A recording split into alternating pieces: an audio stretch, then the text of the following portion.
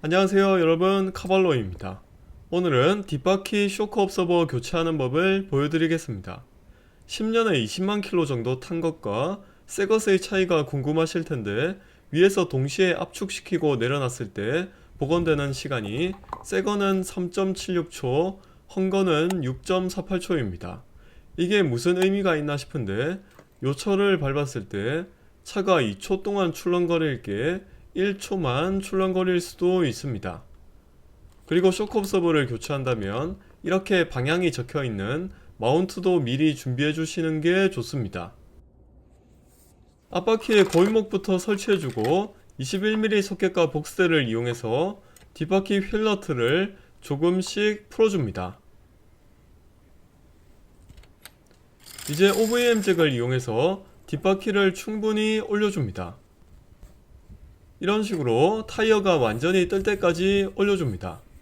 안전잭은 뒤쪽 크로스멤버 아래쪽에 그냥 설치만 해줍니다.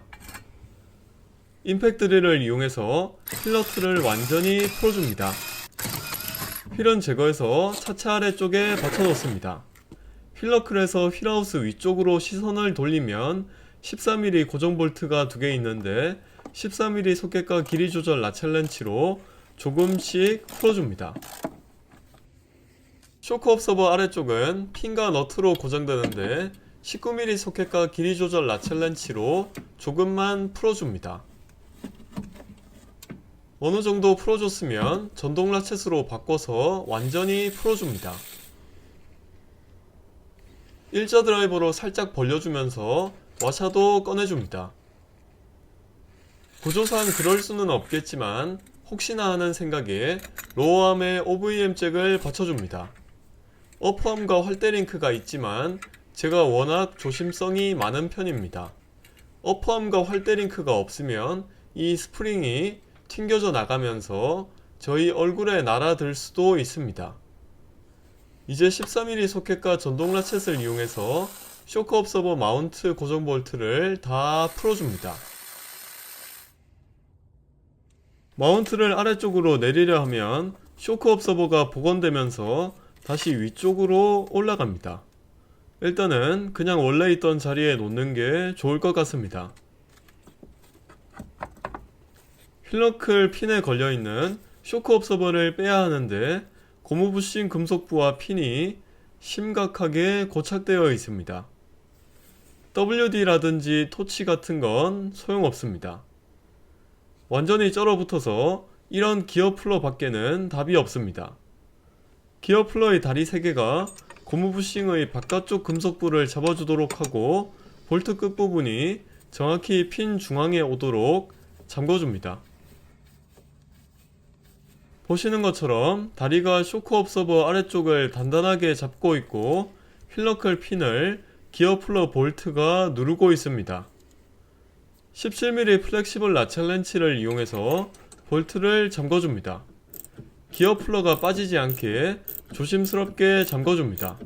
한 2분에 걸쳐서 계속 잠궈주면 쇼크 옵서버 고무 부싱이 조금씩 빠집니다.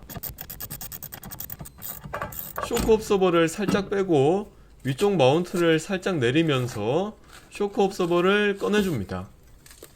걸리적거리는 게 없어서 어렵지 않습니다. 쇼크 옵서버를 들어보면 더스트 커버와 우레탄 범퍼가 여기에 있습니다. 더스트 커버가 있어야 피스톤 로드에 이물질이 묻지 않습니다. 그리고 여기 있는 게 락킹 너트인데 재사용하시면 안되고 마운트입니다. 새 마운트를 가져와 보면 반대편에 우레탄 범퍼가 들어가고 위쪽은 고무 부싱입니다. 락킹 너트는 미리 구입하시는 게 좋습니다. 마운트를 잡고 돌리면 피스톤 로드, 마운트, 너트가 같이 회전합니다. 너트를 풀려면 이 피스톤 로드를 바이스 플라이어로 잡아서 고정해줍니다. 17mm 소켓과 길이 조절 라첼 렌치로 한번 풀어주고 임팩트 드릴로 바꿔서 완전히 풀어줍니다. 이 마운트 같은 경우 상태를 보면 교체해줄 필요가 있나 싶지만 쇼크 옵서버 교체 시에는 무조건 같이 교체해 주시는 게 좋습니다. 이렇게 비교해보면 또 교체해주는 게 맞는 것 같습니다. 바이스 플라이어를 제거해주고 우레탄 범퍼와 더스트 커버도 제거해줍니다. 쇼크 옵서버를 압축시켜보면 터지진 않았지만 터진 거나 마찬가지인 상태입니다. 이 상태로 타고 다니면 자동으로 허리에 힘 들어갑니다.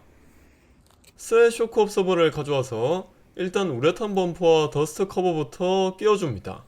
이것도 새 걸 사면 좋겠지만 재활용하셔도 상관없습니다.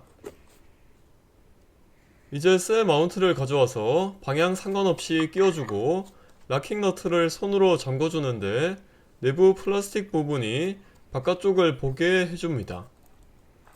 잘라낸 종이 박스로 피스톤 로드를 감싸고 바이스 플라이어로 고정해줍니다. 임팩 드릴로 적당히 잠궈주고 토크 렌치로 최종 체결해줍니다. 우레탄 범퍼를 마운트에 붙여주시는 게 좋습니다. 소형 글라인더를 이용해서 녹부터 좀 제거해줍니다. 그리고 고착 방지제도 조금 발라주는 게 좋습니다. 이제 쇼크 옵서버를 가져와서 아래쪽부터 끼워줍니다.